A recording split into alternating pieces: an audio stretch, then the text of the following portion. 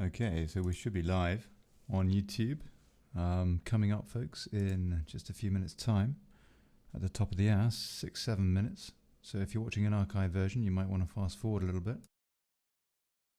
And Mr. J is popping in from Ontario, Canada, to tell us about what's going on with his once great country. Political corruption, red pills, whatnot. Talking about this latest crisis and trying to get to the bottom of a few things and probably failing. But hey, having a bit of an interesting chat along the way and hopefully a few laughs. All right. Okay. God bless you. Do us a favor. Please share the show. This is a call-in. I'm doing something a bit new now. I'm putting a link to Zoom. Hold on a sec. You might as well see me. Hold on. There you go. That's me. Hold on. Yeah. So you can call in if you want. Download Zoom, and that's kind of like Skype, but better. It's really good. And give us a shout. Have a chat. Take it from there. And yeah, meet our guest, Mr. J. See you in a minute. All right.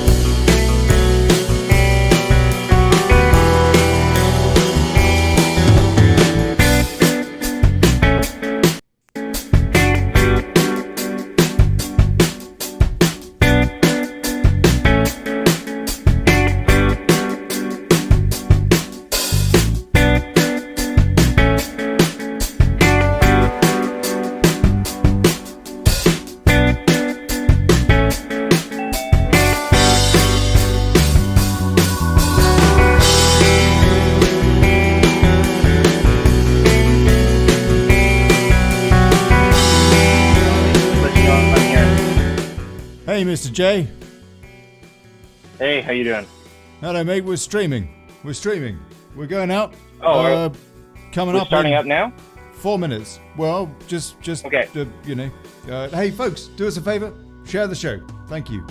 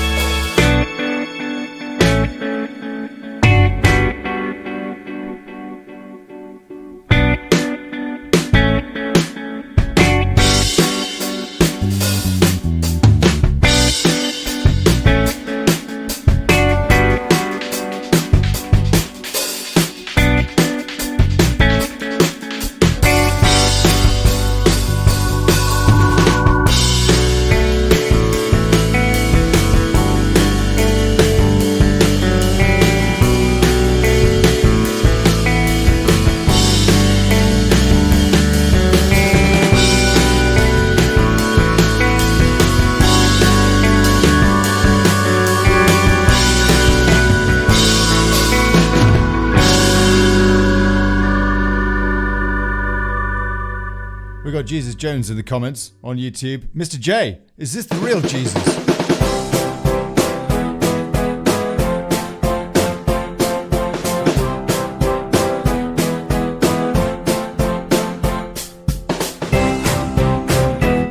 This is copyright-free music, people, and you probably recognise this because it's always used by cheapskates like me who don't want to pay for music and loads and loads of building societies and banks use this for their ads. That's how cheap they are.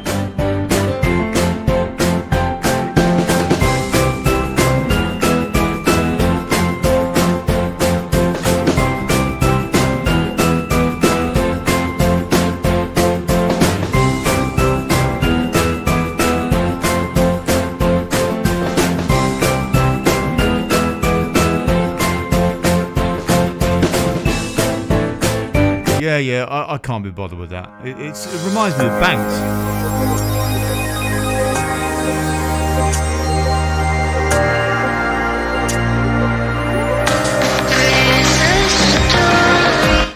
Two minutes, people.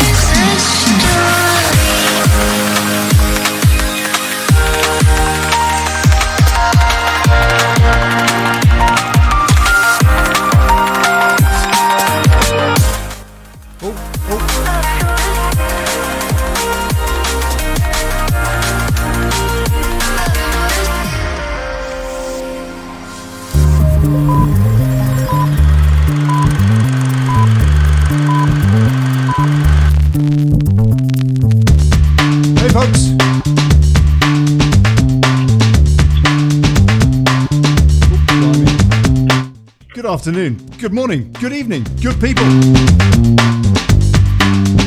Welcome to the Daily Chaos.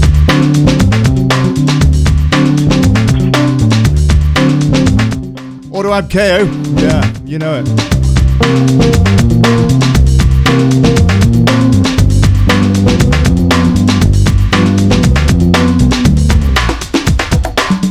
And now, Canada.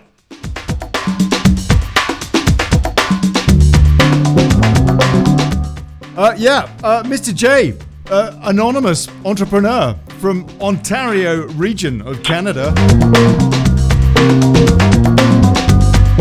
He's a nice bloke. He's not related to Jesus Christ, by the way, for all you folks wondering in the comments.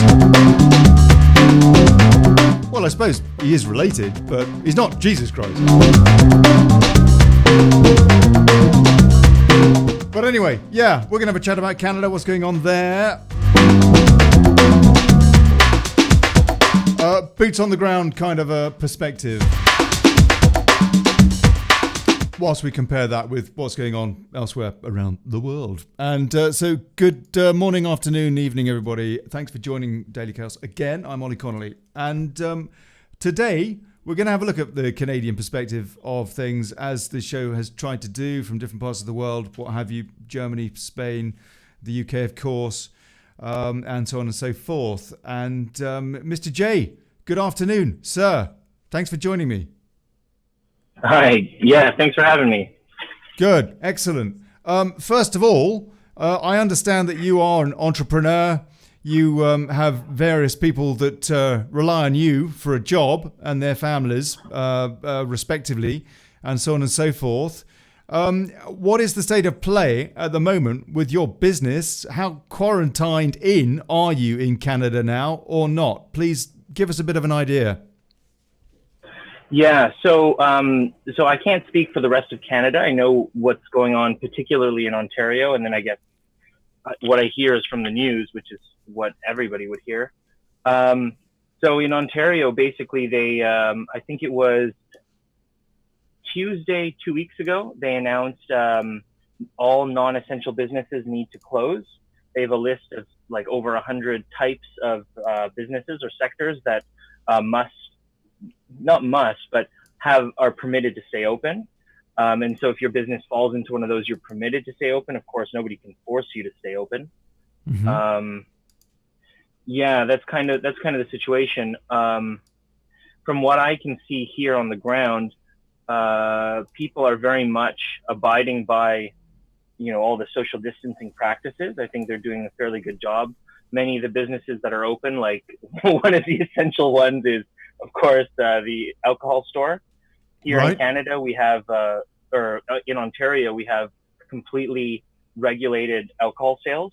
They all must go through the Liquor Control Board of Ontario, which, as far as I understand, is actually the largest purchaser of alcohol in the world. Right, really? Wow. Because it purchases, because everything in Ontario has to go through them. Trudeau is that bad? Huh? No, this is long before Trudeau, but I do think this should be changed. I think it should be,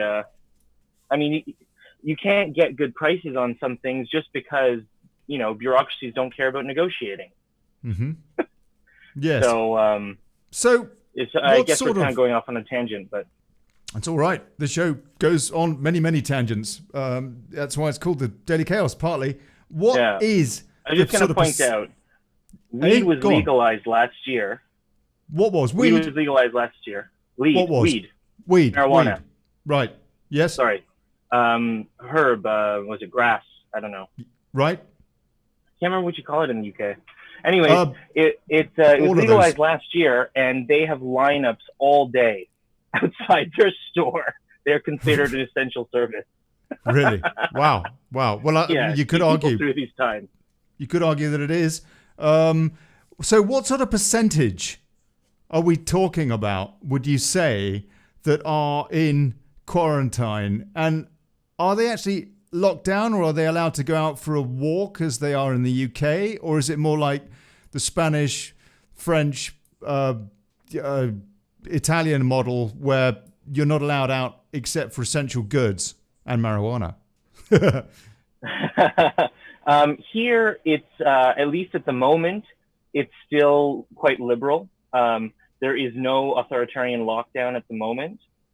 Everything is just, I guess, suggested good practices.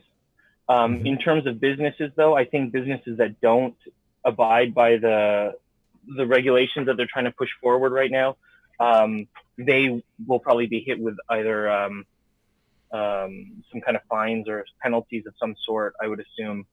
But as far as I know, no one's being arrested at this point. Okay. And what about flights coming into the country? In fact, hold that thought. I want to ask you that question. Sure. But before, let me just tell people a bit of an idea of what the state of play is in Canada at the moment. Now, all the figures, I think we have ascertained that you can take with a pinch of salt, because, the tests are faulty. Are they misdiagnosing, et cetera, et cetera, et cetera? How on earth can you trust any of the figures or anything at all that is said from China, from the Chinese state, for a start? But nonetheless, the official figures, according to the WHO, which is another utterly useless organization in my opinion, but nonetheless, the official figures are that Canada, as of yesterday, had 7,474 cases with 92 deaths to date, which is kind of about what it was in the United States of America at the beginning of March. So 30 days ago. And they now, having sprung from, I think the 1st of March, they had something like 74 deaths. They now have 3,400. And for example, today there are headlines saying that they've now got as many people that have succumbed to supposedly coronavirus as died in 9/11, according to Drudge, which is pretty getting a worse and worse kind of reflection on news is Drudge, but nonetheless. So at the moment, Kui, Mr. J, you've got a situation there where you're in the foothills. I mean, it does seem to be escalating very, very, very fast in Europe now, in places like the UK, beginning to go through the roof. We'll come on to how honest the diagnosis is in a second. But what do you think about the government response there in trying to contain this pandemic? Or would you agree with those that are saying that this is all being way hyped out of proportion and that people are just having their lives completely destroyed for curious reasons? Yeah, I've gone back and forth on different models that should or shouldn't have been enacted here or anywhere. I have, sorry, I don't have maybe a very good answer. I'm really not sure what is really the best thing to do. I remember, I think it was back during the Ebola crisis.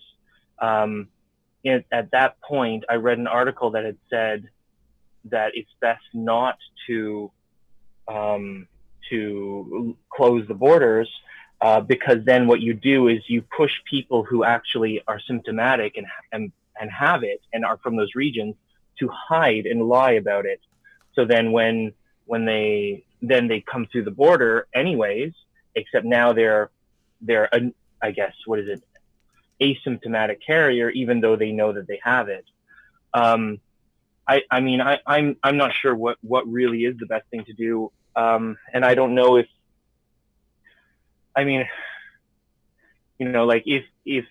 if we're looking at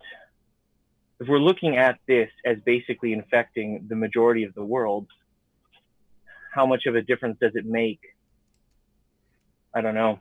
I think all the arguments are about slowing down the rate of infection, and I would imagine that probably the best actually scenario is to go into sort of waves of quarantine, where you quarantine until the medical facilities are back to running normally, and then you allow everyone to behave normally for a few months, and then you go through this kind of cycle of quarantine and then open and then quarantine and then open until it's over, difficult because one. I would imagine we'll have many waves of this. In a way, I have to say, whilst it does appear to me to have been very silly that Western governments, for example, governments all over the world didn't stop non-essential flights from, for example, China when Shanghai was quarantined, for crying out loud, 2 months ago. Whilst that seems to have been a silly move, on the other hand, there's also an argument to say this thing is going to, by hook or by crook, it's going to get out there. We have to gain some sort of an immunity to it. It was sooner or later, and what can you do about it? From that point of view, governments around the world are kind of damned if they do and damned if they don't, whatever they do. No? I mean, it does seem that what they have been trying to do with all of this quarantine stuff, lockdowns or whatever, what is it, a third of the world now is in lockdown pretty much, is to try to basically make it that the health services don't buckle entirely. I don't know. Personally, I don't have an answer on what's the best way to approach it or not. What do you think? Yeah, I don't know. Like, I'm an entrepreneur, and many of my friends or peers are also entrepreneurs. And I look across the board, and the ones that are still operating, they're hurting. And the ones that aren't, well, they're in a worse position. So, do you think that this is a situation we're in now where it is basically life versus profits? And I'm not, by the way, saying that profits aren't important, because if people don't earn money, then how do they put food on the table? Well, that's life as well. Yeah, exactly. So I'm being simplistic, but is this really life versus the economy? Yeah. Yeah, I'm not sure. I mean, like I look at it from this perspective. So I don't know if this will maybe give an insight. Um, I want to keep my business open as long as I can for a couple of reasons. One, because the longer the business maintains itself, the longer I can continue to pay off my fixed expenses. Mm-hmm. And also the longer that my customers will be able to have confidence in the business. I do believe that the customers that are able to purchase from me and use my services currently, if I'm able to continue this throughout the crisis, then at the end of it, we'll be in a good position. Now, I'm not saying this just because I want profits or I want my business to succeed, but Mm-hmm. if my business doesn't succeed, I don't have employees, and all those people are not employed.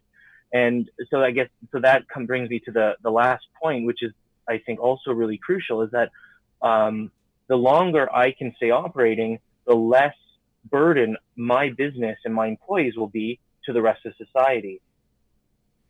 Because if I can't support them, then who's going to support them? Well, the taxpayer and the government, or should I say the banks that will loan the government the money, but ultimately it's the taxpayer. So the longer that I can keep my business operating in the green, then the longer that my employees are getting paid, the less of a burden I am on the rest of society. And hopefully I can create some value at the same time for people. Yes. Do you think that your business will be able to survive going forward?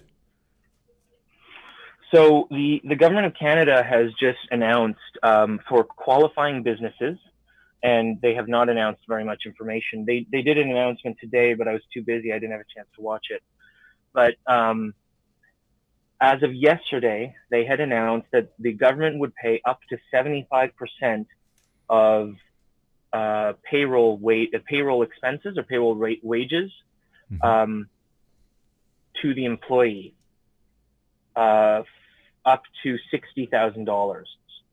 So my employees are not making that amount of money, but yeah, that if we qualify, caveat, if we qualify, then we would have that kind of subsidy. And with that subsidy, then I would be confident that we would be able to stay open. But, you know, there's no question that day by day, sales have been going down. Okay, let's take a I few think comments. the longer that this endures, this crisis, the more and more conservative people will be with their money. For good reason. I mean, I don't blame them. I'm just saying. Well, it's truth. I mean, if this goes on for a very long time, I do wonder at what point it becomes difficult to keep. Actually, the number of people being affected by this is relatively low. It's just it can be pretty devastating for some of the older people that are. But in terms of the workforce, it does look as though everything is going to be sustainable in terms of, if you like, the food chain, basically getting food on the shelves, which I suppose is the main thing. But otherwise, I mean, I was just reading, for example, let me just give you a bit of an idea of what is being discussed now coming out of China.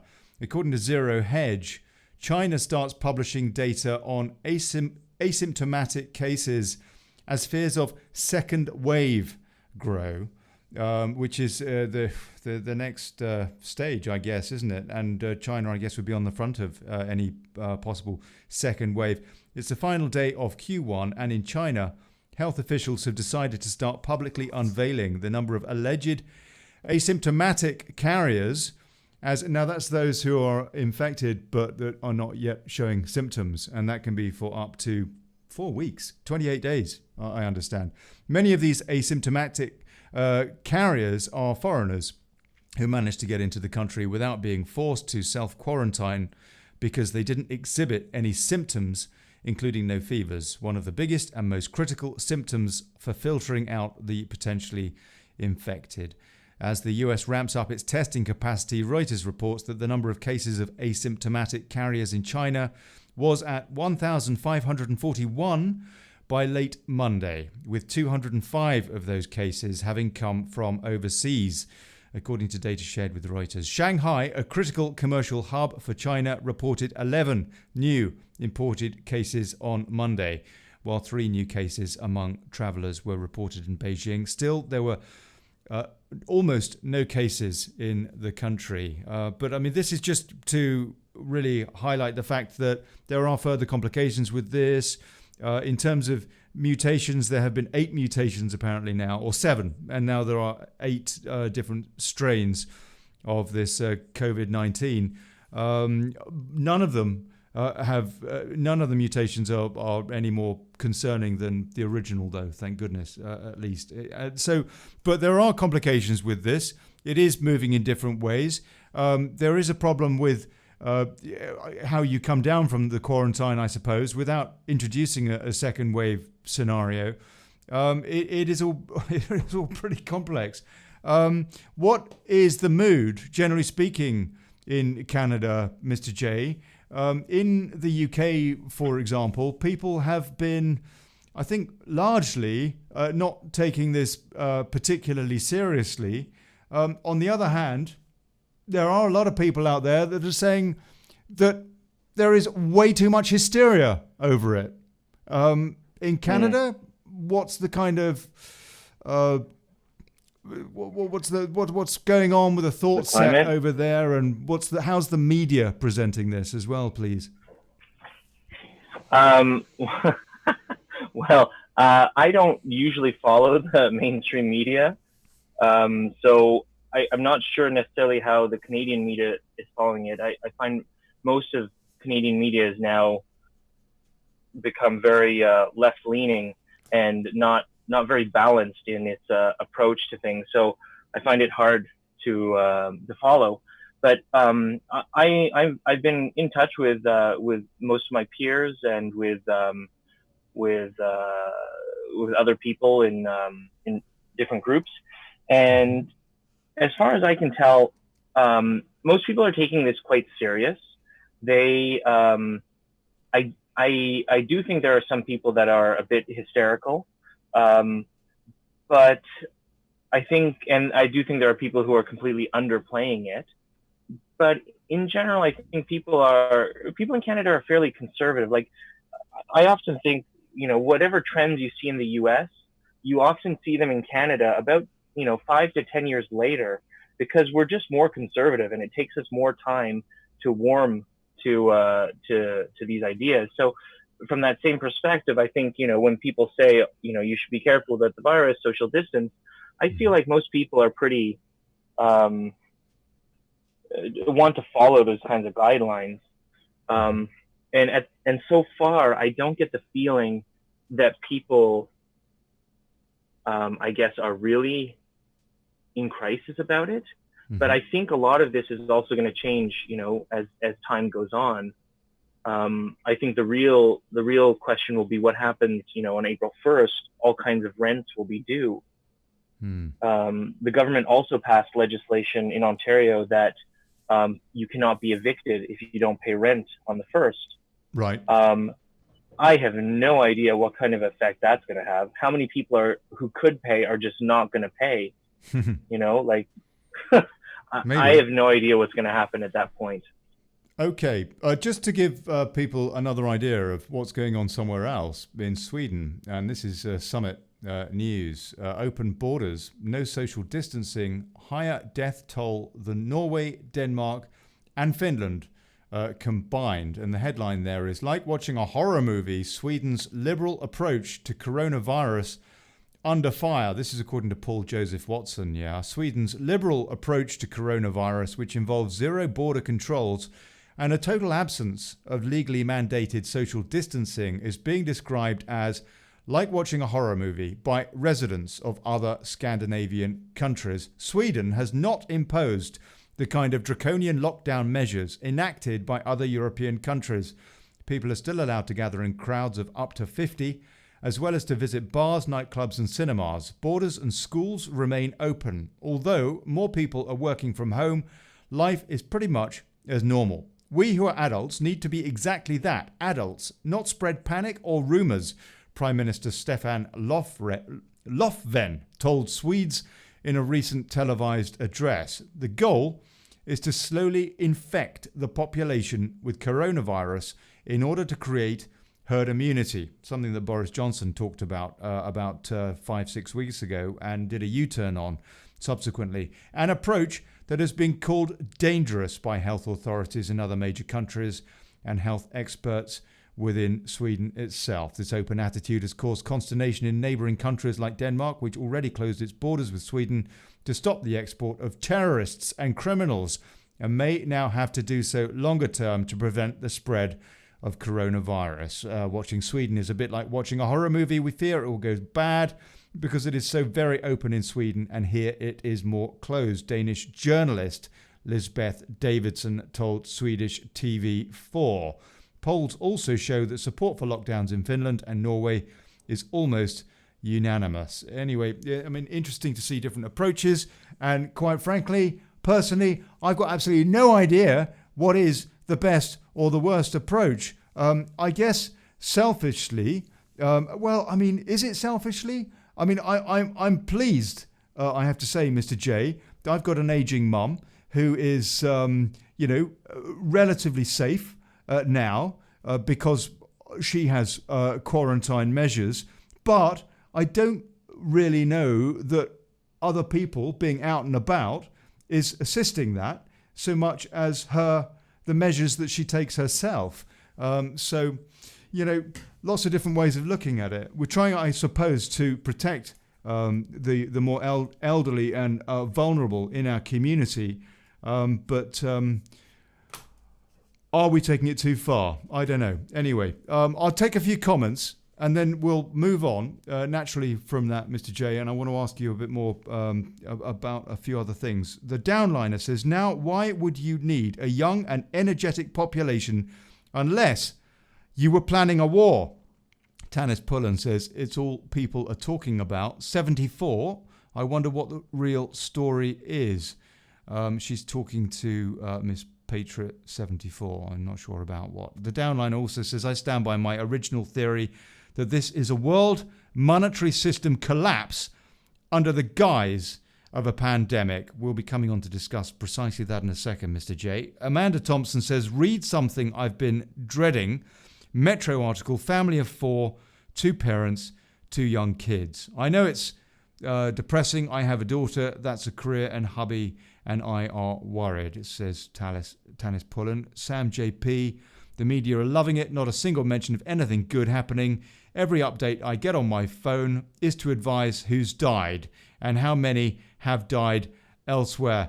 Okay, let's have a bit of something positive before we carry on, please, Mr. J. One thing I would say that's very, very positive about this, it seems to me that people in general are waking up to the kind of people that really, really matter in our society, i.e. not celebrities and media tat and reality TV stars, but the posties, the bin men, the shelf stackers at the supermarket, the checkout girls, the doctors, the nurses, the fire brigade, even the police. Yeah, I would have thought, generally speaking, are our priorities not changing? How much would you say of a reality check this might be for humankind? Yeah, I mean, I think like you're mentioning these kind of essential people like garbage collection and people working in grocery stores, all this different type of stuff. And I think also one thing that I have noticed, because I still have to go into my shop on a regular basis. I'm actually there right now.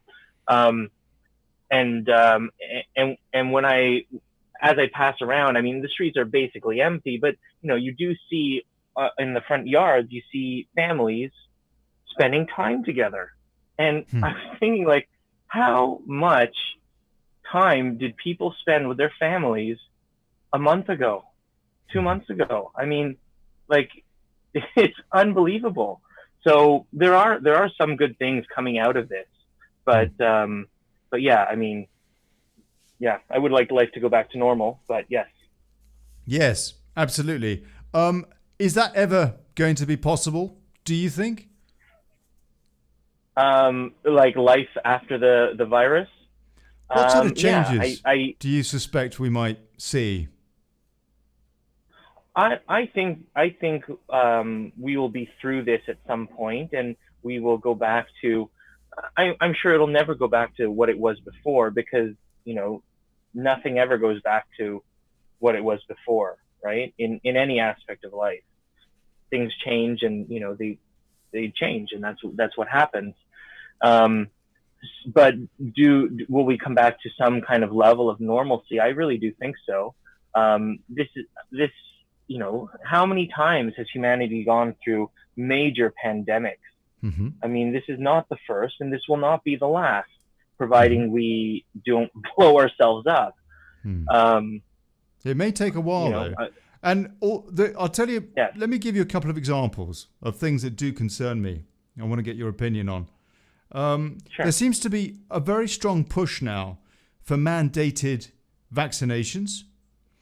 And there also has been a strong push for the last several years, which is now has a lot of logic to it, it has to be said, in the short term, for a permanent cashless society. Now, Yeah.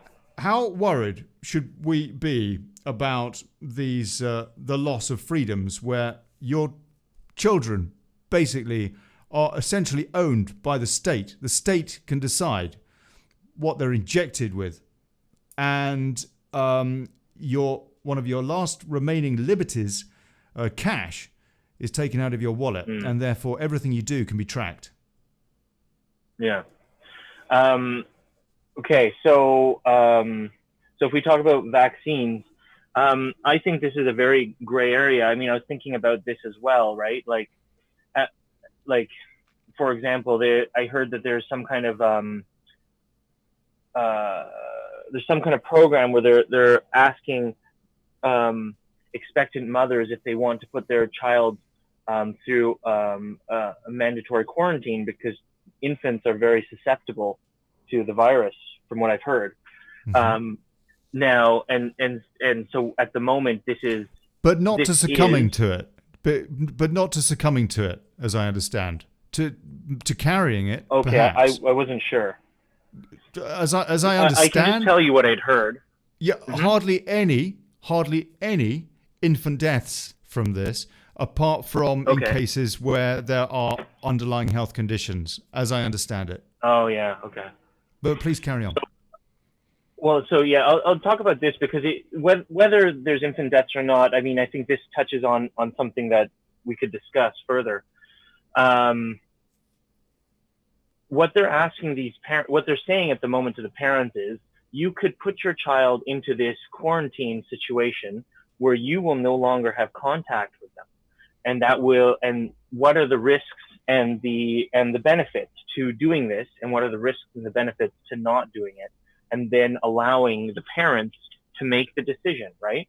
Because, for example, one of the major things that will happen if you take a very, very young infant away from their mother is it's going to create a lot of shock and trauma for the child being separated from their parents. Hmm. I mean, there's no question about that. So, at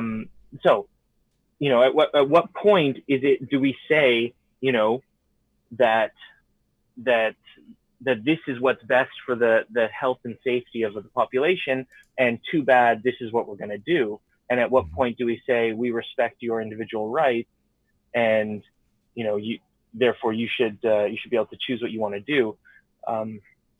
Personally, I do feel like we need to have, as you talked about just briefly before, herd immunity through a certain what is it, amount of the population being vaccinated to different diseases, which will create this herd immunity. Well, so either vaccinated I'm not sure. or either vaccinated or else catching it naturally, and then building up an immunance. I don't know what is the word. Building up basically something to counter it. Antibodies and such. That's better. I just wanted to reboot my sound card there because it was beginning to break up a wee bit.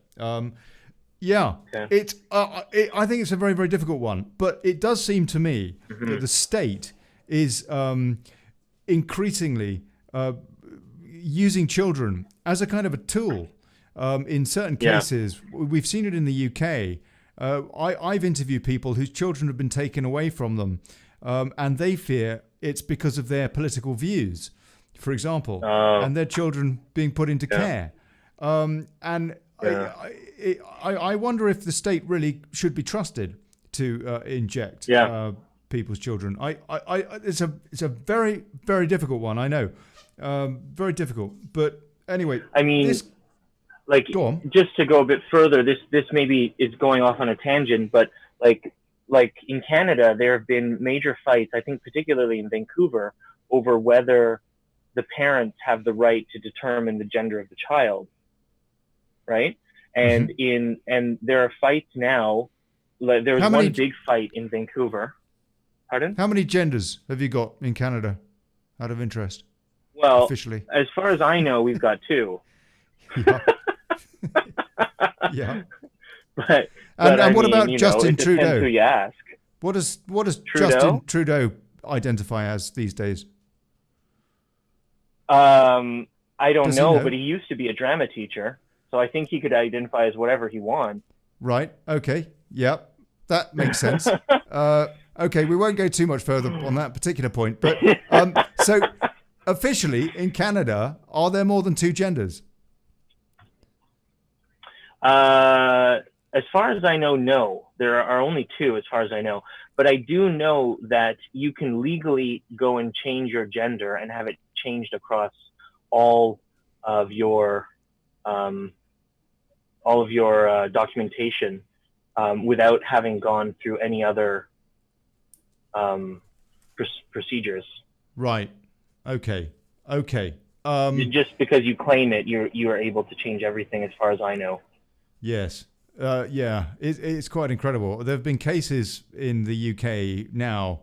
I've seen videos of teachers castigating school children because the kid had the temerity to insist in class, according to his dictionary, that there were 2 dictionaries, male and female, and the teacher was basically saying, "You can't say that, you can't say that," and telling him he had to get out of the classroom and all the rest of it. And it just seems to be madness that teachers are playing with confusing kids and stuff like that. But anyway, okay. Now, this cashless Hold thing. On. Yeah, the cashless, Yeah. I mean, that's I'm very much against that. Why? Well, as you said, for example, then the government or the bank or whatever institution you want to label it as now has complete control over your finances, right? I mean, there are stories of people, YouTubers like yourself, on who get pressured. So they're getting some donations or funding from different services like Patreon and there are a few others. And then Visa or MasterCard gets pressure from these different lobby groups, which is essentially what they are, but they're activist groups, to ban them from their service, and therefore eliminate their ability to earn an income just because they disagree with them. That happened with, for example, Tommy Robinson, who is the reason that I'm now banned from putting this video out on Facebook, the show, The Daily Chaos, because I had the temerity to mention him. And I'm not especially a massive fan of Tommy Robinson, but I do think that he speaks a lot of sense. I'm pleased that somebody does. But you're not even allowed to mention the guy's name without getting a ban of some kind on Facebook now. He has had all of his accounts suspended, monetary accounts, as I understand it, things like PayPal and stuff like that. I think he's still okay. I think he's done, pretty much all right in terms of being able to earn a living, but and bringing some truth and some alternative news to folks. But he has been singled out, and I wanted to ask you about Tommy Robinson, for example, because I just want to know what level of awareness there is of some of these folks in the UK, in Canada, Mr. J. Yeah. Do you know so who I'm talking about here? I do as best I can to try and keep up with what's going on in the world. And in 2016, when all the stories broke about the grooming gangs, there was nothing in Canada. And as far as I know, to this day, there's nothing reported on the grooming gangs in the UK in Canada. Nothing at all. They tried to suppress it in the UK too, by the way. Carry on, please. Yeah, and I don't understand why it's not covered, because, like the whole stuff with the Megxit, like the Meghan and Prince Harry, thank you. Their exit from the royal family, I mean, that was all over the news here. Canadians care about what happens in the UK. We feel very closely connected to the English, or to the Brits. And so I couldn't understand, and I still don't know today why. There is one right or not center right. I say right wing, but right wing never used to be a negative connotation. I feel like it is now. But there used to be, so there is a right wing media outlet, independent, called Rebel News. You may have heard of them. That's right. And they're Canadian journalist firm. Mr. Levant. Journalism firm. Yeah, Mr. Levant. And they have been heavily covering Tommy Robinson. Yes. But they don't have anywhere near to mainstream kind of attention. No. And whenever they start to get some attention, all of the mainstream outlets label them as fear-mongering or hate group or, essentially some kind of bigot. Yeah. Really, I would say Rebel News, like me actually, is essentially of a libertarian mind. Live and let live. Yeah, that's what I would think. Don't do any harm to anybody else, sort of stuff. But the mainstream media don't seem to like that. This mass rape, mass torture, and murder, these gangs that Tommy Robinson has been talking about, that the British government have tried to cover up, and told police, by the way, Mr. J, in the UK, to ignore those crimes. I'm not joking. That was an edict from Prime Minister Gordon Brown and his Home Secretary Jackie Smith to all the police constabularies around the country.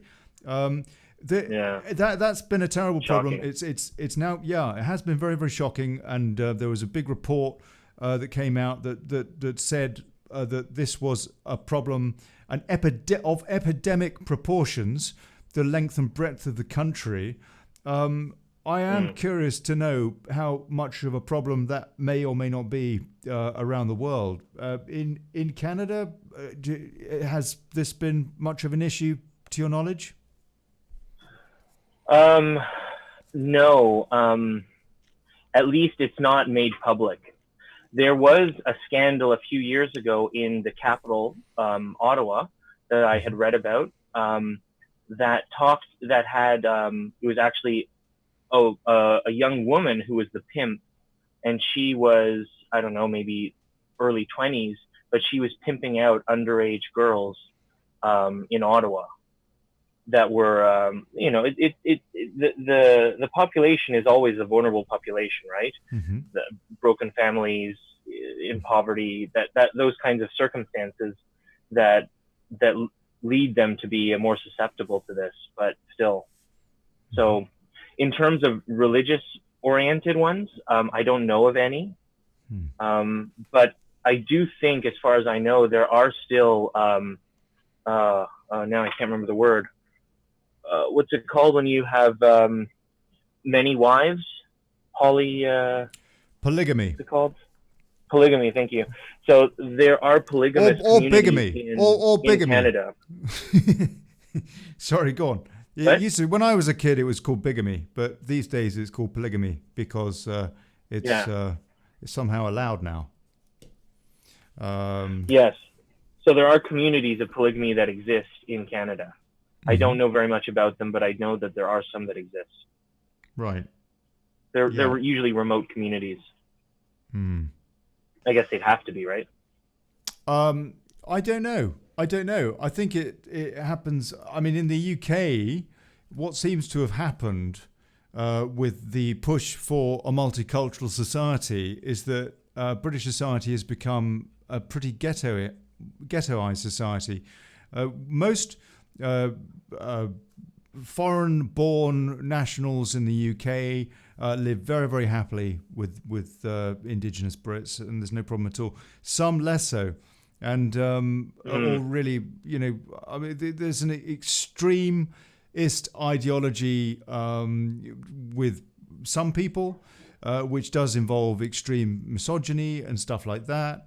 This kind of Wahhabist stroke Salafist ideology, which is a real problem in the UK. Frankly, it is a real problem, and it seems to be a real problem around Europe. I don't know. Is that particularly an issue in Canada? Well, it's not. If it is an issue, it's kept quite hidden. I do know, though, I do know that this was happening, and as far as I understand, it became a reality. In Ontario, there was a political party that was trying to be formed called the Islam Party. And they were pushing for gender segregation. They're pushing for very many of the tenets in Islam that are, I guess, not more secular. So like segregating buses, segregating areas in different spaces for people. And they were trying to make that become a reality. I think it did become a real party.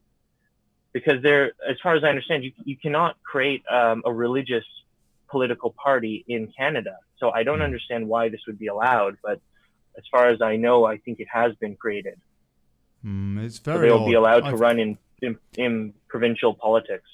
It is peculiar. I have to say, it seems to me, I'm a migrant. Yeah, I live not in my home country, my home culture, but as a guest in a one that's foreign to me. I'm actually the foreigner living in Spain. I wouldn't dream of trying to impose my culture on the locals. It just would seem to me very wrong and rude. And I find it incredible that anybody can go into an adopted culture and try and impose their birth culture, as beautiful as their birth culture may or may not be.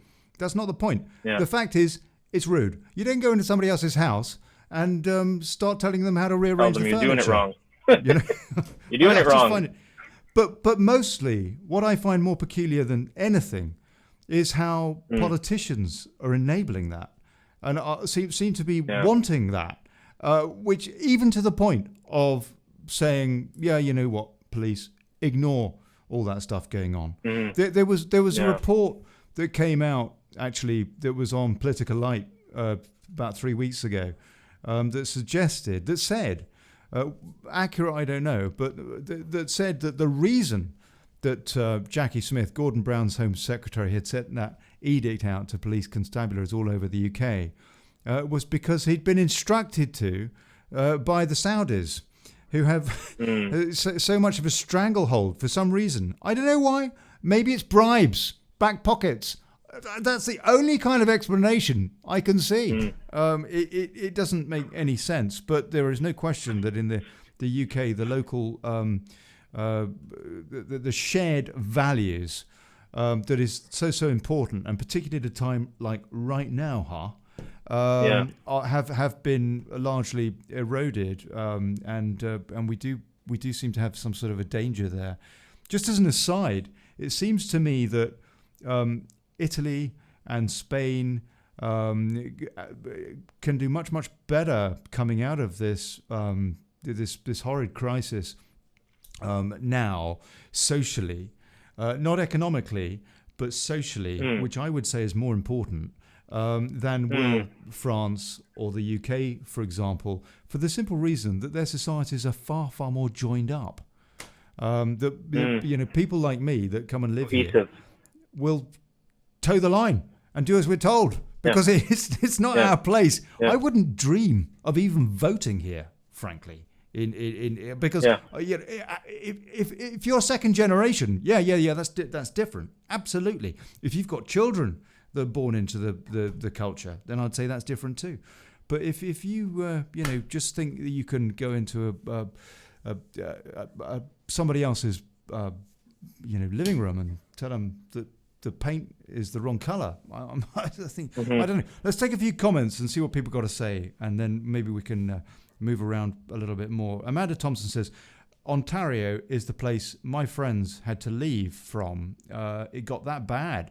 If you're not the same sect of Islam, like Shiite or Shia, etc., they are hounded. Jamie Mitchell, check out Agent Margaretville for the underbelly of Canada. Have you heard of Agent Margaretville, Mr. J? Hello? Oh, sorry. No, I haven't. Okay, no worries. To do with the Barcelona Agreement, says Amanda Rolfson. And yes, the Barcelona Agreement totally shaking things up.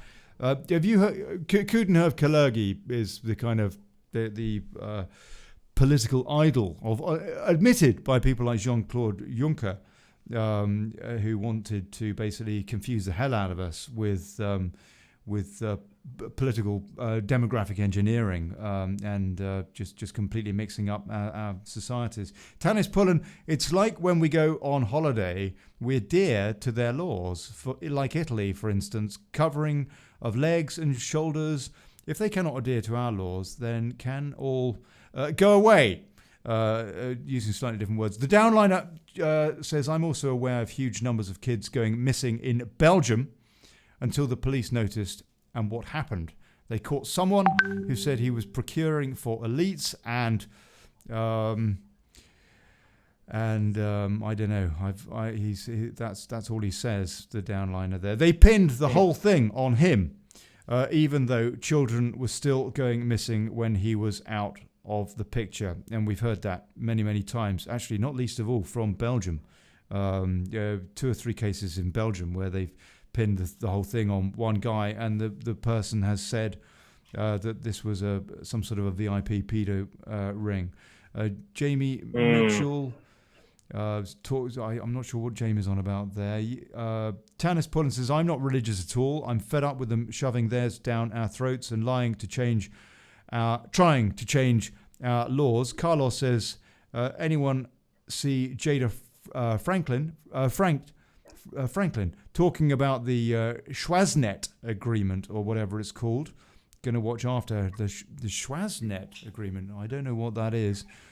Stuart Firth says, Amanda, the Canadian statistics on missing children in 2019, there were 40,425 reported by the RCMP. Mr. J, one of the things that's been coming out recently with this presidency, Mr. Trump, has been he has done more to clamp down on human trafficking and the trafficking of children than any other president in my lifetime, I think ever, as I understand it. He doesn't get any credit for that in the mainstream media. Do you know Does he how ever get bad? any credit in the mainstream media? Well, no, he doesn't. I do wonder. There's a lot of people that are talking about this coronavirus. Actually, I wonder if this might be the last show that I do for a while. There's a lot of people that are saying the internet is going to be turned off tomorrow. Now, tomorrow is April Fool's Day, so it could just be an April Fool. But on the other hand, it's kind of curious, isn't it? Go on. If the internet was turned off, I think there would be major chaos. Yeah. The internet is what's allowing people to be docile in their homes during this lockdown. If there's no internet, no Netflix, no streaming, we're going to be in a much different situation. I think there would be riots, but on the other hand, I think so too. It is an interesting idea that this internet, this means of great communication, be turned off. That then possibly people who are perhaps to be arrested in the draining of the swamp wouldn't be able to alert each other so easily as to what's going on, whilst there's said to be something like 100,000 sealed indictments in DC ready to go, arresting people, rounding people up, people that have basically been, that are the deep state, that have been perpetrating globalist fascism. Pulling strings. Yeah. Wow. Do you have any thoughts on any of that? I know these are all highly conspiratorial theories, but draining the swamp is not a conspiracy theory, and the deep state is not a conspiracy theory. I do wonder if Mr. Trump might use this coronavirus lockdown to enact some of his aims or stated aims. Yeah, I mean, I'm not really sure. I think at the moment, Trump is probably, I mean, I think he's been wary from the beginning of who to trust. But I think, as the impeachments have piled on, one after the other, it's become quite clear that there are very few people around him I think he can actually trust. Because, some may look like he can trust them, and then when they get an opportunity, they turn on him. So I'm not really sure how effective he'll be at doing that. But maybe it's also a question of the longer he's around, the more he brings his own people in, and that process is what weeds out the swamp. Yeah. I'm not too sure. I mean, I don't know. How would you fight against the deep state? That's right. Even as the president, how do you fight against it? Very difficult. Very difficult. But Mueller failed, didn't it?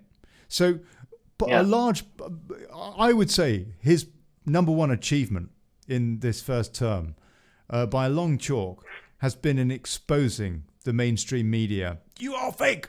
And he seems to have done that very successfully. And then they went for him largely through their own fault, because they used so much newsprint with all this Russians. And then Mueller, what Mueller illustrated, was that all of that was a lot of hot air, that none of it meant a thing, that it was an absolute waste of breath and should never have been printed. Waste of taxpayer money. Not with the hysteria that there was.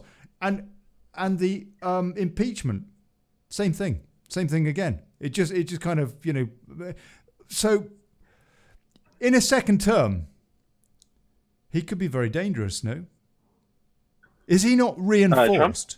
Is he not now reinforced because of the failures of Mueller and the impeachment? Yeah, well, and I mean, the way I would be able to imagine him being able to really make difference would be if there is an election this November and he just crushes the Democrats, which I think all likelihood he will, providing he does destroy the Democrats, then he could really say he's got a mandate, and he would really be able to start making a big difference. Um, to me, I feel like what's really happened in the U.S. through this whole situation, because I've followed the U.S. quite closely, because it's so easy to get their information. But I think up until Trump was elected, there was kind of this unsaid feeling within America, within, I guess, portions of America, that where people just believed that Republicans were racist, and Republicans were bigots, and they were essentially evil. That this was an underlying feeling. And I mean, like there are bad apples anywhere you go. There's no organization that doesn't have some bad apples. But to think that all Republicans, just for being Republican, are suddenly, evil. And I think what's happened with Trump being elected, and then the way Trump has governed, and then I think many people feel the bullying of him by the media.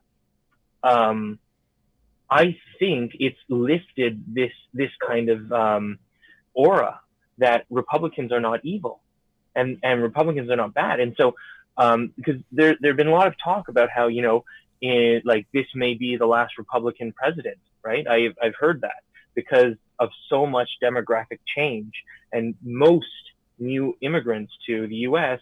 vote Democrat. I mean, that's the majority of them are voting that way. But I think we're coming to a point where many of these minorities who have been taught that the Democrats are the only ones that care about you are starting to see that just isn't true. It's not that's not the reality. And I think once that Band-Aid is ripped off, that the Democrats will actually lose a lot of power across the country. And I think that's what we're about to witness. It is curious, isn't it? I personally would say there's bad apples on both sides, but at least in the case of the Republicans, they've been blown apart by Trump. Really, I mean, he pretty much did that before he took office, before Inauguration Day, just in his in his campaign. He seemed to blow up the Republican Party, the GOP.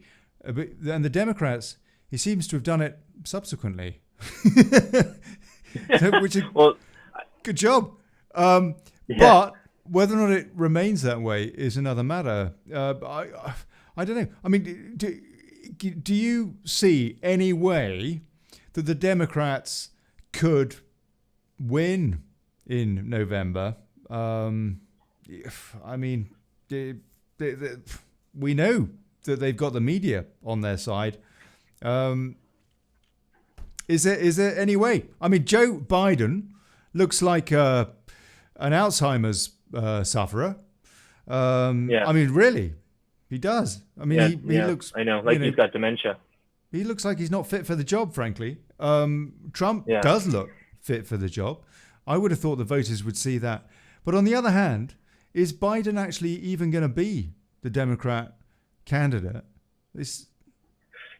I honestly, if you want my honest opinion, I think the only way that Trump can lose, that's the way I see it, is if he makes some kinds of major mistakes, or somehow people blame the economy on him. And I thought the virus potentially could have been that, but the polls are out and people are very much behind him.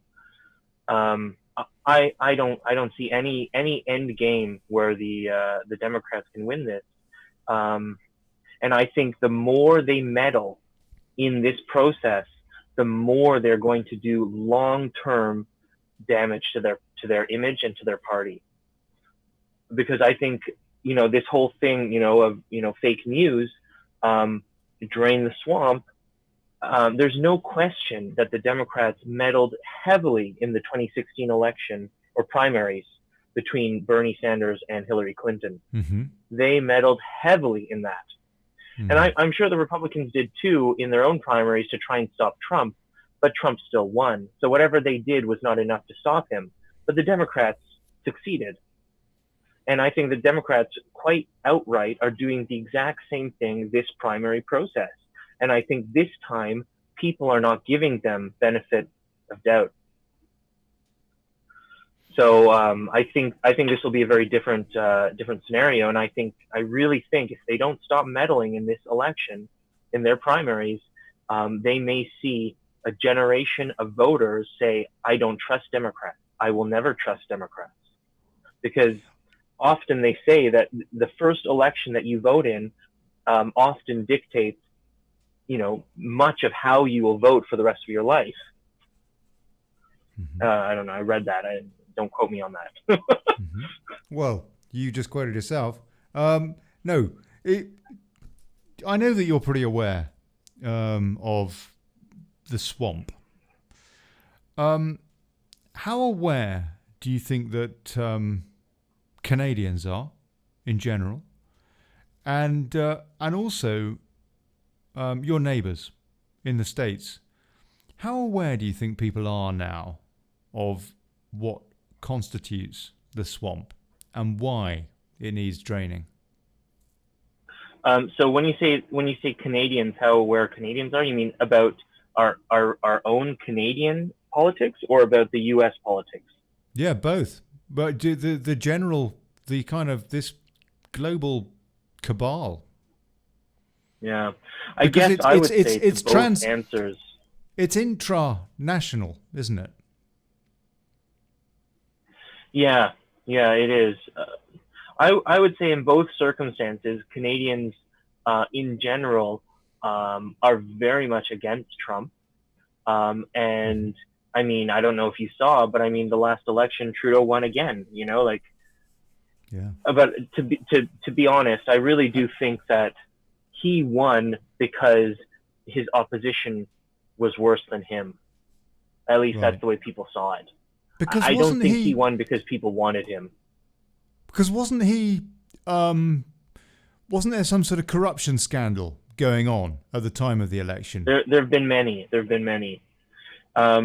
I mean, there was the big one where he came out where he was wearing blackface at I think 3 different parties or something, 3 different occasions. He's been caught photographed in blackface, and quite possibly there's more than that, because when he did his final he did like 2 or 3 apologies for it, and when he did his final apology, he kind of said something about like there may be more photos. But you know what? I mean, so what? I mean, really? I agree. I agree. The only reason why that's important is because when you look at the ideology of the left, that's really important to them. So why are they allowed to turn a blind eye to their savior, Justin Trudeau, right? That's where the what do you call it? Cognitive dissonance is. Mm-hmm. Yes. But yes, there was a major scandal. The one that you're referring to is called the Lavalin scandal, and Lavalin was lava lamp. The French lava word. Lamp. Hey, no. Lava lamp. It's it was a Quebec-based, I think, engineering company, and they had some kind of corruption. I don't know all the details, but there was corruption going on within their organization, and trying to, I think, bribe other governments or something, and they were caught by this.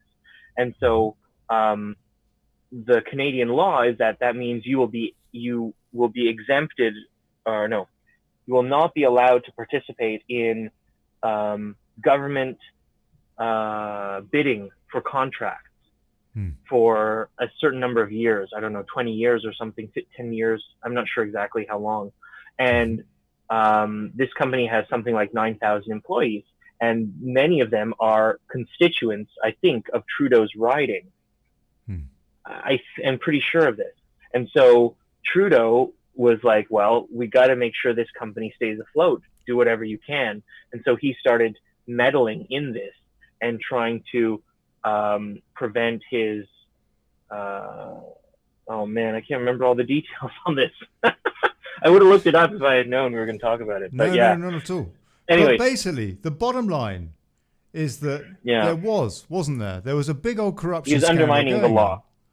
And and some kind of fraudulent activity, and but he gets a pass for that. But you're saying that there were more similar scandals to that? So there are, and don't put me on the spot, but I can recount one more for you. Mm-hmm. This was the very, very beginning of his reign. Mm-hmm. When he first got into power, I don't know how long. It would only have been months that he had been in power, and he went to do some kind of vacation trip to the Aga Khan's, I guess, island, privately owned island, and basically all expenses were paid for by the Aga Khan.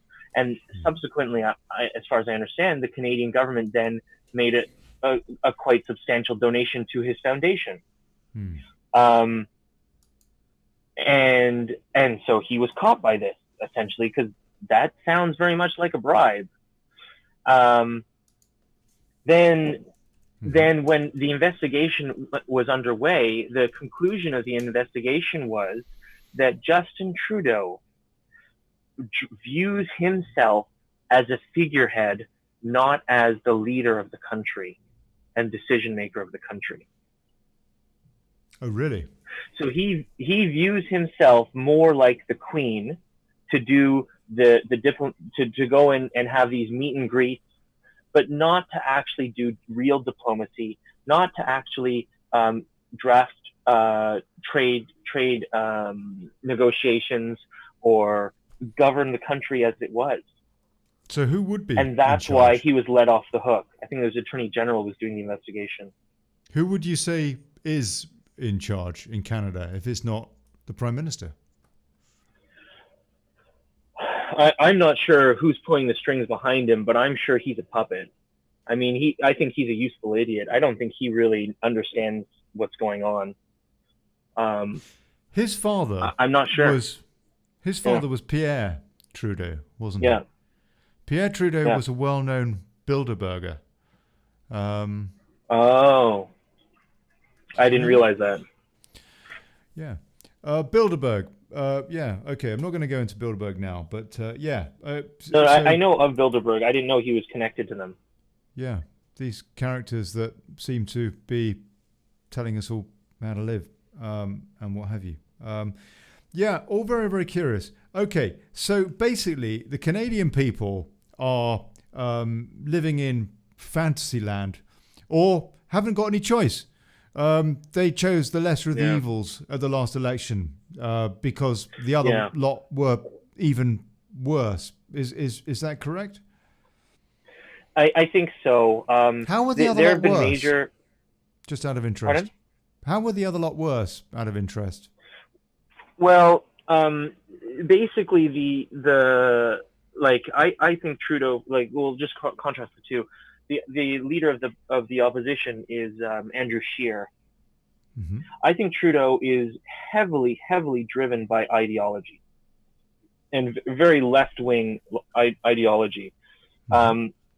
I think Scheer has no moral compass, no foundation at all. I don't think he really cares.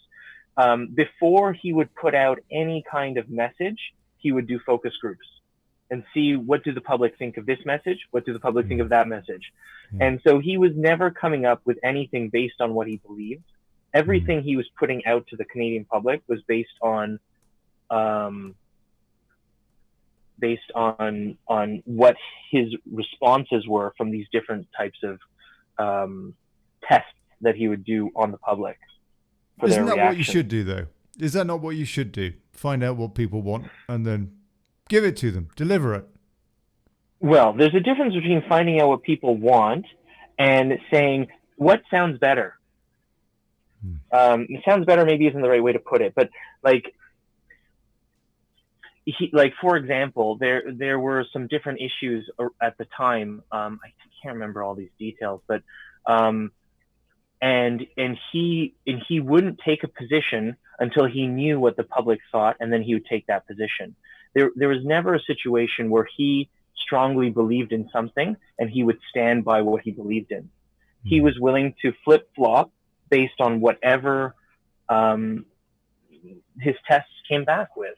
And I mean, I understand, like, I hear what you're saying. It is important that politicians listen to what the public want.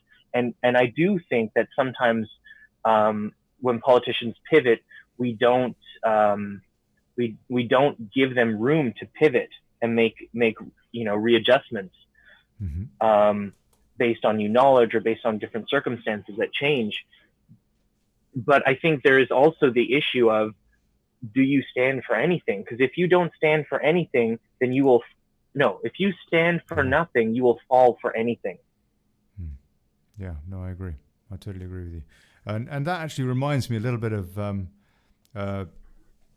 Tony Blair and his administration. He talked about the third way, and he didn't even know what it was.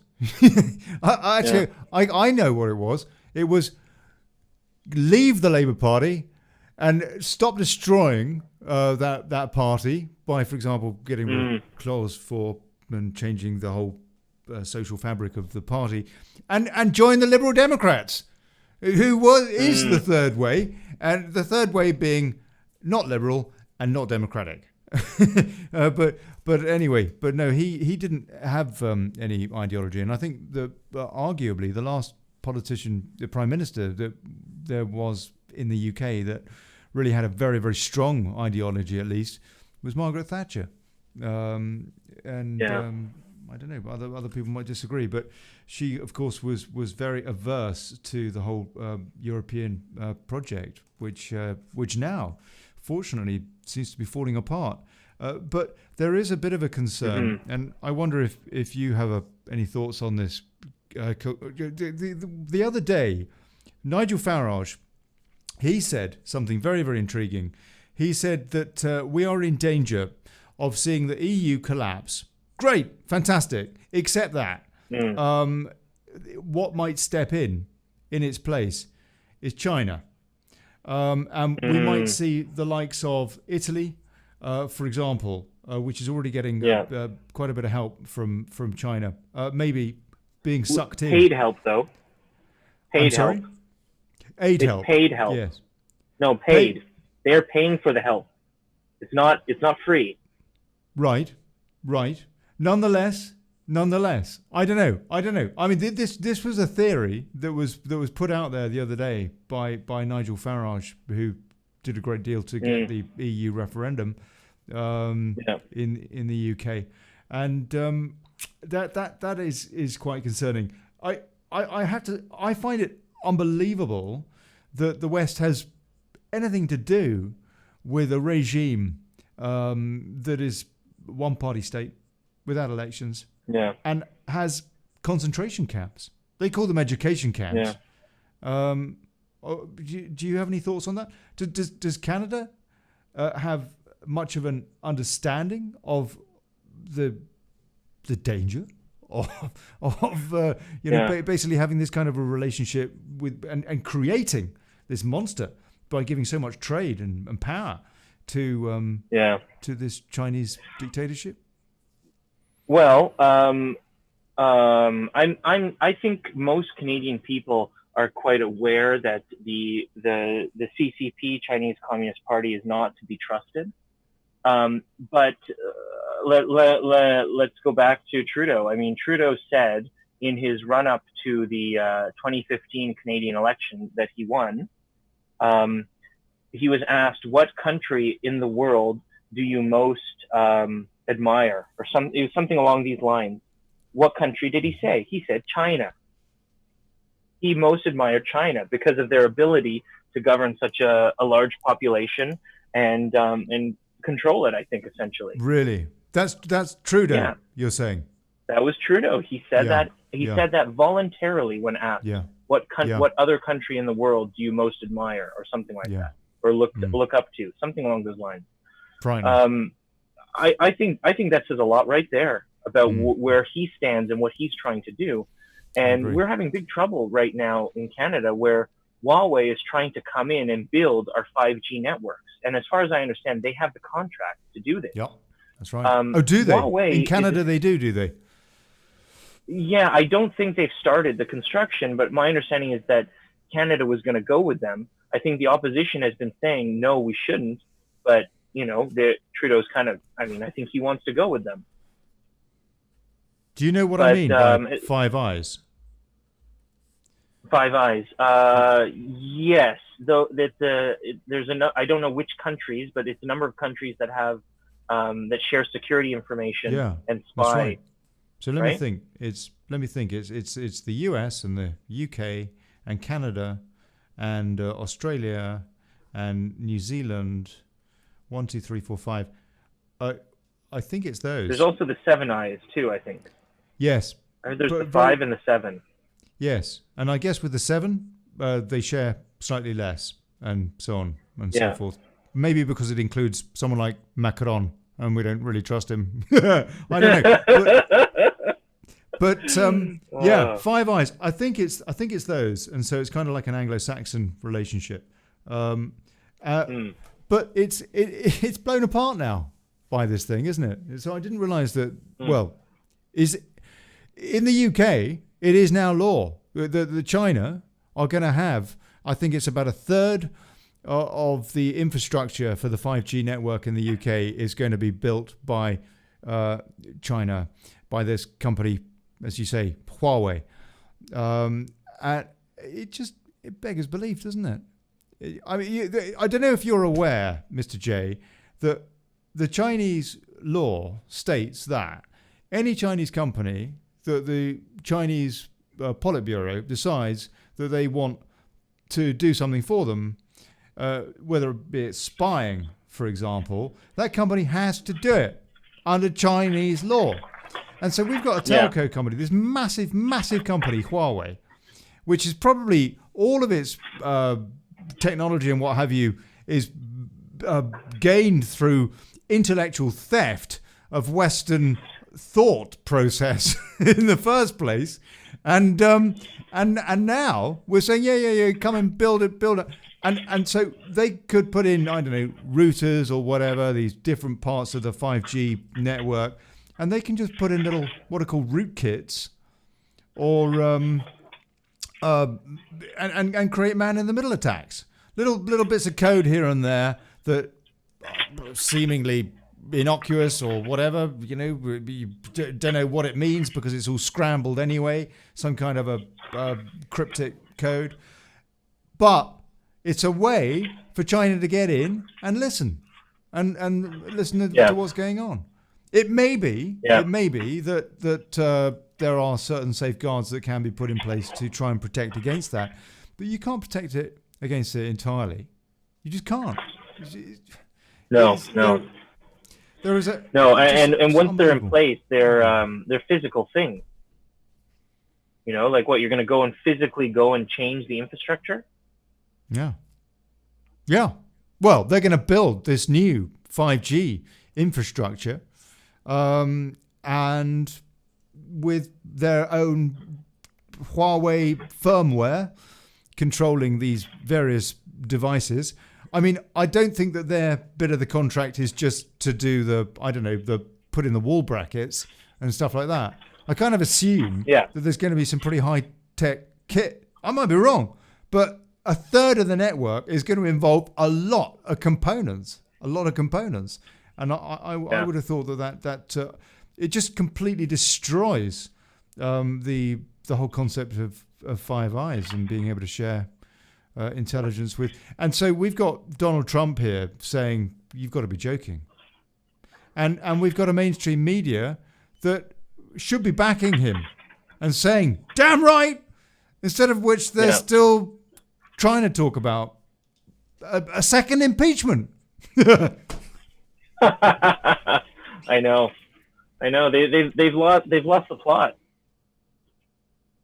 And I really think the mainstream media, they're floundering right now, trying to find a reason to be relevant. And I know in the UK they just I think passed legislation to remove the some kind of extra tariff or something on buying televisions, right? That would give certain amount to the BBC. Is that right? Well, the government is talking about. They haven't done it yet. They're talking about the BBC losing its license fee, or at least opening up the debate. Really, is essentially what's happened, because the fact is that the BBC cannot continue along this model with so many people just not watching it or listening to it because there's so many other things. They're all listening to Daily Chaos or whatever. And so the BBC is losing its relevance. And so they need to somehow rework their model. Get competitive. Yeah, that's right. And so, I mean, potentially BBC, nonetheless, have other voices. Well, in the meantime, the BBC is spewing out its propaganda, telling us what to believe on a daily basis. And so nothing has actually changed yet. Yeah, not yet. But I mean, this is one of the big issues I have with government-run programs and agencies. When you look at the capitalist situation, right? You have, like, let's say you have an industry that's producing something, right? As soon as that whatever it is that they're producing is not valued by the public, their sales go down. At that point, they need to reevaluate. Are we still creating value for the public? And if we're not, we need to pivot and do something. Otherwise, we will die, right? Our business will end. Mm-hmm. But when you look at government agencies, how often do government agencies, after they're created, ever have a real in-depth evaluation of, are they fulfilling what they're supposed to be doing? Are they relevant? Do they need to exist? Because they will never have pressure from the market telling them people don't want this anymore. Once it's created, it never dies. It's like a zombie, right? Whereas when you look at a capitalist perspective, right? Like you look at business, as soon as the business is no longer providing value, it dies. Or it has to shift and find a new way to create value for customers, reasons for people to want to give them money. So I think that's a major issue with the way government agencies are run. And I don't know if there's any way of changing that, or if that's just, it just comes with the territory. In the case of newspapers, they've got a captive audience because people have run out of loo paper.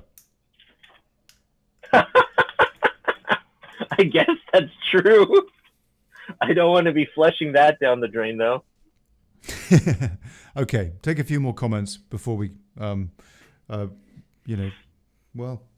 up. Knock off, go down the pub. The downliner says YouTube has a weird glitch there. Your accounts will be switched midstream. Happened to me yesterday. Netanyahu, he says Israel will be number 2 in that Five Eyes. Israel could be in there. I don't know. Not sure. Amanda Thompson says... I could see that. Yep. Downliner is... there's people having problems with YouTube. Guess what? If you're having problems with the buffering of the show, by the way, just reduce the quality on the stream. That's the way to get around that. I worked that out, having done about 350 shows just the other day. So there you go. Finally got there. Call me a technophobe. Steve B says the CCP China virus proves that borders work and we shouldn't be reliant on China for anything. The downliner also says, is that America's decision, though, or Israel's, as they control U.S. communications networks? Gerald Collins says we should be more reliant on ourselves in the UK. And maybe that's a good place to leave it, Mr. J. There is a very curious thing that was said by Donald Trump a week or so ago, and I do wonder how much this may be the way we look at the future, because he basically is essentially saying that globalization as we have known it must die, and that coronavirus is a good example of why borders are required, and said that the United States must be self-sufficient and not relying on any foreign nation to produce its essential goods. I do seriously wonder if we see a second term of Mr. Trump and he isn't either, well, God forbid something terrible happens, or else is defeated properly at an election. I do seriously wonder if globalization, as we know it, is going to completely change, and that these globalists who are calling and trying even to use coronavirus as an excuse for a one world government. I kid you not. For example, Gordon Brown in the UK has said that. I've heard that too. Yeah, I don't know. Any thoughts on that before we go? I definitely think that there are causes of concern, and I think we need to be very vigilant at this time of what our governments are doing, and be prepared to contact. I mean, in Canada, we contact our members of parliament. I think in the UK it's the same, and we model our government off yours. And to be aware of this stuff, because in Canada they tried to pass sweeping measures to allow the minority Liberal government, Trudeau's government, complete authority to tax and spend as they see fit for almost 2 more years. In the end, and they were hoping to push this through because many of the opposition members were not coming in. Everyone was trying to abide by social distancing. So they were trying to sneak this through. Luckily, our opposition party fought back, and they negotiated. They went for longer than I would have liked. They went for 6 months, and it's not complete authority. They have different organizations that they're going to be accountable to. So yeah, I think right now we really do need to be aware of what's going on with our different governments and make sure that yes, you know, there are measures that may need to be taken to protect society and protect people, but at the same time, we need to make sure that we're not eroding our human rights. Yeah, damn right. Yeah, we do. I mean, this is going to go one of two ways, it seems to me. Either we're going to become a more totalitarian society, or else we're going to become a more free society. It's going to go one of those two ways, depending on who is in charge, as this thing is hopefully is eventually contained, and we have that herd immunity as we come out of it. If we've got someone like a kind of Hillary Clintonista type character in charge at the White House, then I think we are going to be seeing mandated vaccinations, cashless society, control. These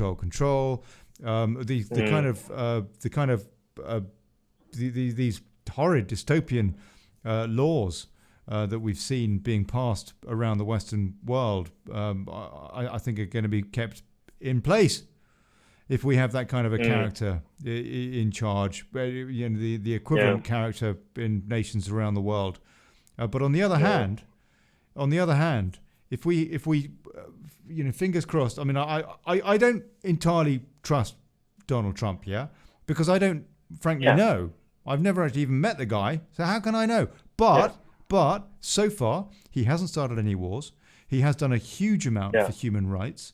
And he keeps talking about draining the swamp. And whilst there hasn't been a massive amount of that to date, there has been some. And also, he, in fairness to him, has had at least one hand tied behind his back, which he's had to somehow neuter the deep state before being able to make progress on draining the swamp, it seems to me. And so if giving him, I think, fair credit, you know, giving him the benefit of the doubt, it seems to me that if somebody like him is in charge as we come through this coronavirus pandemic, which would be into his second term, because it looks as though this is going to be an annual thing, and it's, whilst hopefully it's not going to be anything like as invasive in our lives next year, it sounds as though this thing is going to be making headlines for a long time yet into a second Trump term, then maybe we do have a chance. Somebody has pointed out in the comments, and I've been trying to find a story about this. If somebody could please link to it, I would be very grateful. That Trump is already, Steve B says, thank you, Steve, always puts in great comments, Trump is already nationalizing the Fed. First of all, I looked for that story and I haven't been able to find it. I don't know if it's because the mainstream media is just not wanting to cover it, or maybe because it is being put out there falsely. I don't know. But I heard, Mr. J, that he was putting under emergency laws of the times. He was taking the power away from the privately owned Federal Reserve and putting the infrastructure, the machinery of the Federal Reserve under the remit of the Treasury, the U.S. Treasury, and the government. In other words, yes, nationalizing it, which is a very, very curious story, huh?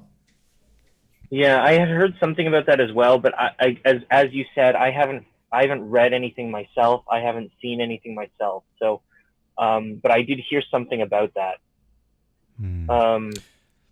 One thing that I would say though, which again, I'm an entrepreneur. I'm very, I'm pro-capitalist. I feel like if you look at some of the responses of businesses in the U.S., there are many businesses that have almost been like incredible pivots in terms of what they're producing to start producing, like for example, I heard of a rye, a bourbon, or like a bourbon manufacturer, right? Creating whiskey, who have now adapted their facilities to create hand sanitizer. Really? And another manufacturer that has. I think I'd rather have the bourbon, personally. Well, why not have one of each? Yeah. No, go on, carry on. That is great. But my point is because we're in a society that allows people to be individually innovative and take action based on that initiative. Businesses can change and adapt very quickly and fulfill needs that are created, and you can't do that in government controlled economies, because you have to get approval, and you have to go up through all the different chains, and it's all bureaucratic, and it's all controlled through red tape, and it kills ingenuity, innovation, and I believe the human spirit to be able to solve problems. Yeah, I agree with you, Mr. J. I just want to end on David Laddie, who says that he sent me this info 3 days ago on the Fed. Check your PMs, and Downliner says Ollie is hopeless with PMs, takes him days to respond, and David Laddie says I sent him 3 articles about it. Lots of laughs. I do apologise, folks. It's true. I am absolutely crap with my PMs. But you should see the bloody inbox. I tell you, it's an absolute nightmare. Look, God bless you. Mr. J, thank you, sir. Okay. Awesome. I really, really appreciate reflections from Canada, sir. And, yeah. Oh, it's great. Yeah. And please, I would really, really appreciate it if you'd come back in, 3-4 weeks' time and tell us how things are going, because I kind of suspect you're going to have an interesting month, sir, for all the wrong reasons. I think we all do. I hope everybody stays safe, and thanks for putting me on. God bless you. Thank you, Mr. J, Ontario, Canada. Sure.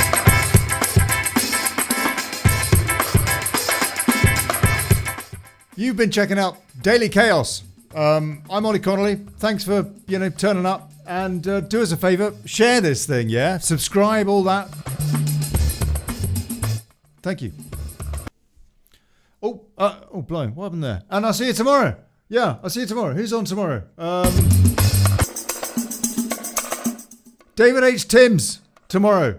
Yeah, actually, I think we're going to be talking mainly about whiskey. I think we're just going to have a bit of a laugh tomorrow.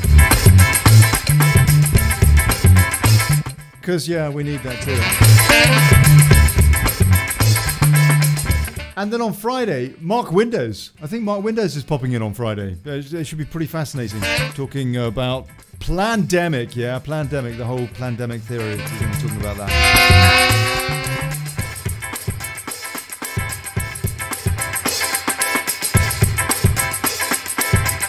And thank you, everybody. God bless you in the comments. Thank you. Thank you. Thanks.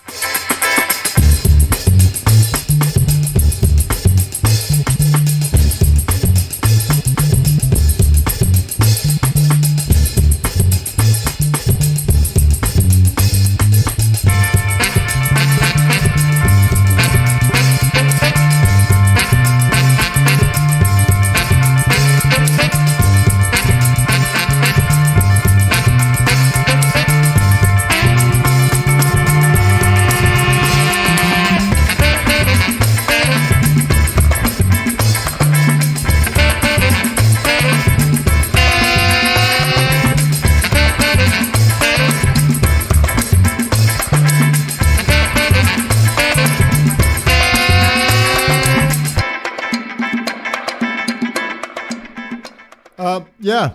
See you tomorrow. Ciao.